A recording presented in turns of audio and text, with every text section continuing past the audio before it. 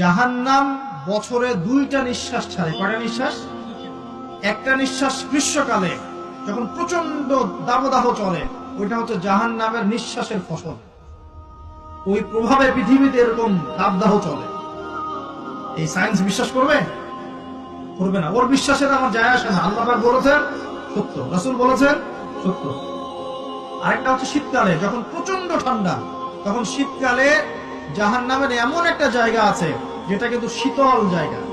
জাহান্নামের পুরো জায়গাটাই কিন্তু আগুন নয়, এমনও জায়গা আছে যেটা কি খুব শীতল। ওই শীতল অংশ শ্বাস ছাড়লে এই যে পৃথিবীতে সেই এই শীতের একটা প্রভাব চলে আসে, প্রচন্ড ঠান্ডার শৈত্যপ্রবাহ চলে আসে। এটা হয়তো অনেকে বিশ্বাস করবে না, মনে করবে যে ধর্মান্ধ কথাবার্তা। হাদিসে আছে নবী সাল্লাল্লাহু আলাইহি ওয়াসাল্লাম বলেছেন, কে সত্যবাদী? এই পুরো সভ্যতা না রাসূল সাল্লাল্লাহু আলাইহি ওয়াসাল্লাম? এই বিশ্বের সমস্ত মানুষ সত্যবাদী বেশি না আল্লাহ রাসূল বেশি সত্যবাদী? বাস, আর কোনো দরকার আছে কথা?